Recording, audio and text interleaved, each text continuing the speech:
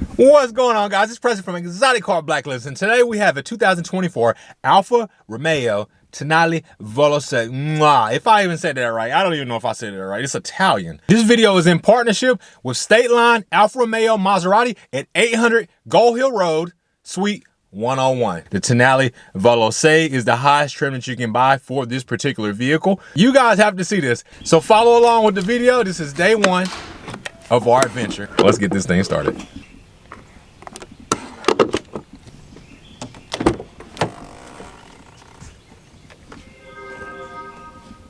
E-Save will turn the electric mode off in here.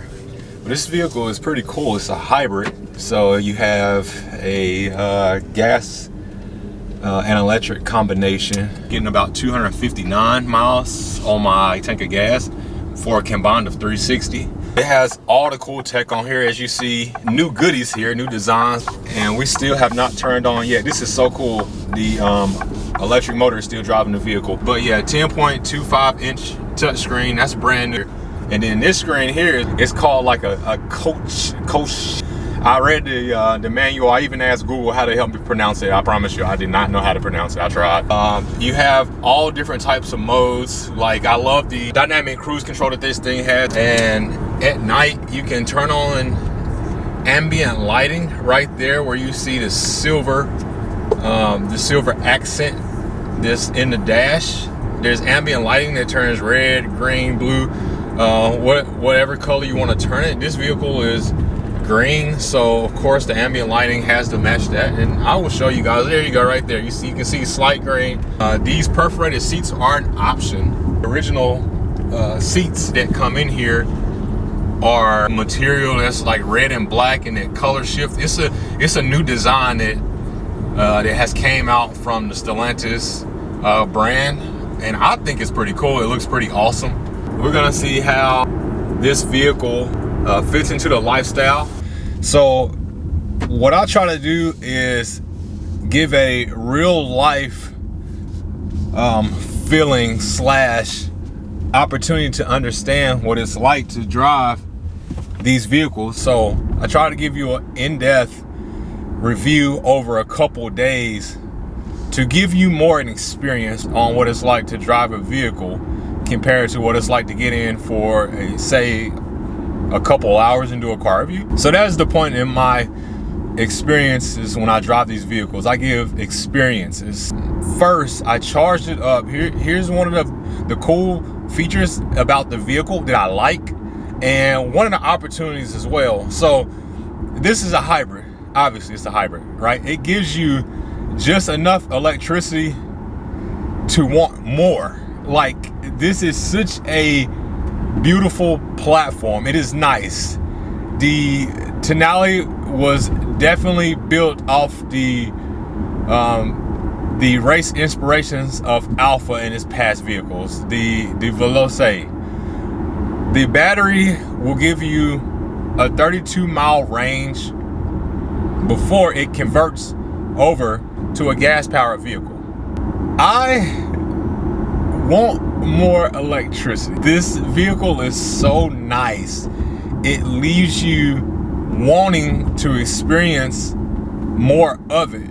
So the battery running out, to me, is a bad thing because it is so nice in here. You want more. You want to stay in the vehicle longer. You want to experience this thing longer. This is truly a nice vehicle. I can't express how beautiful this interior is.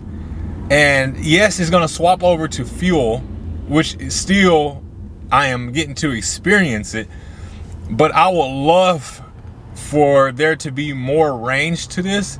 Like, imagine you can drive 700 miles on a vehicle where you're getting 360 miles on a charge, and then you're getting 360 miles on fuel.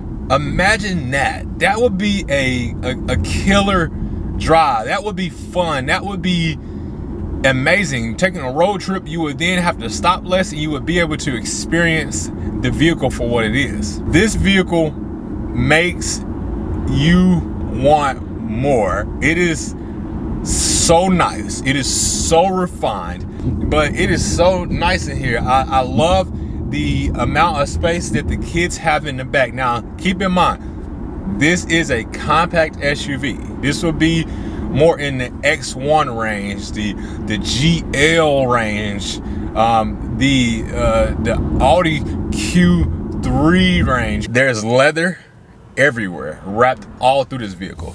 On the dash here, it feels as though this is suede on the dash.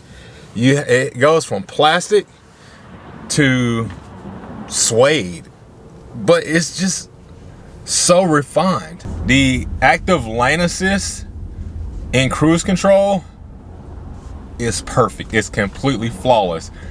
To be honest, I felt like the lane assist in here is more refined than in my Jeep. It's smoother as far as the speed up and the slow down. The active lane assist worked amazing. I have it on the high system here, the high setting here, just to try it out.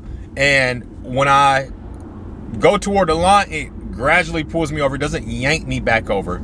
So I feel like the system is also more defined in here as well compared to driving other vehicles. I was in cruise control and I just sneezed, and I had my left hand on the steering wheel. I sneezed, turning my head away, and I felt the wheel gradually turn back onto the road. I really like that, because some vehicles, as you guys know, it'll yank you, but this one does not.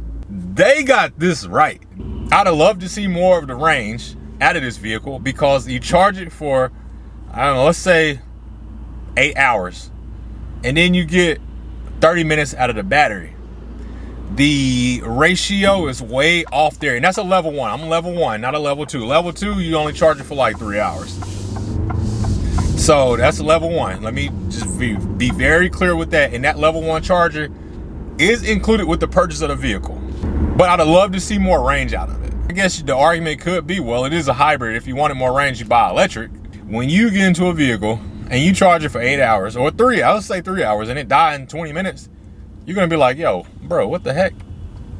And now I got a highway commute, and speed does wear down battery faster, and all that's taken into consideration. So I do want to tell all the parameters of what went on for the trip of the vehicle, so you guys can have a realistic point of view, so you can understand where I'm coming from with this. So without the battery, it's 180 horsepower.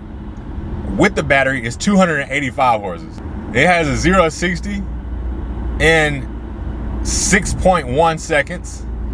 Now, granted, that leaves you something to desire, but it does the job as far as getting you from point A to point B efficiently. It's a greener vehicle, produces less emission because we are battery powered now. It's a hybrid.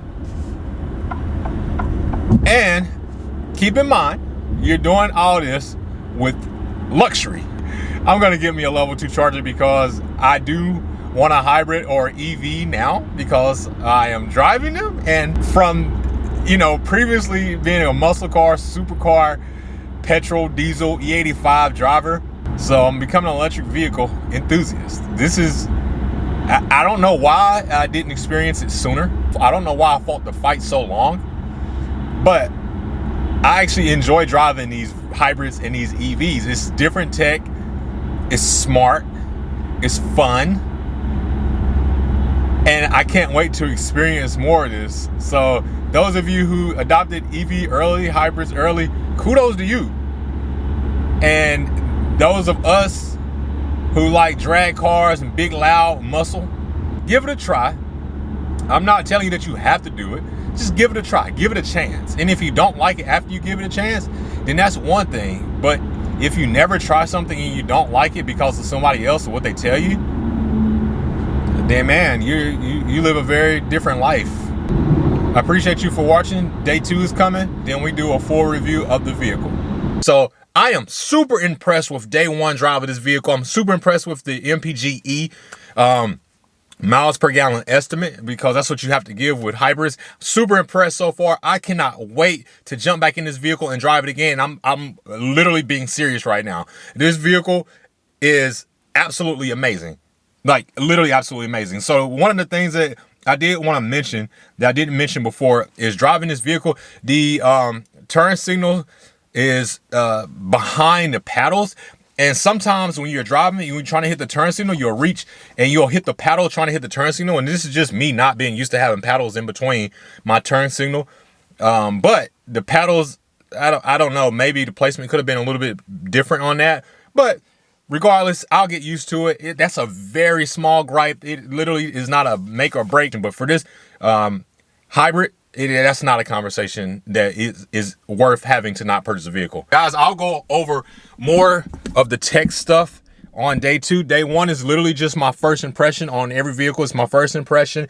It's the impression of getting into a vehicle and not knowing what is what. Video 2 is more of education on what the technology is with the vehicle. Vehicle 1, again, is always that first impression. So it's like this for a particular reason, to be able to help you guys make an informed decision. Because again, you get into a vehicle, you don't know what's what unless you did all your homework before you buy, but then you still learn new things. So regardless of how many vehicles I review, there's always something new, and there's always this oomph to every vehicle, and that oomph is something new that they add in. So thank you guys for watching. On to day 2. I got to hook this thing up to the charger so I can bring you content from my adventure that we're about to go on. So I'll see you guys in the next video. Thank you for watching.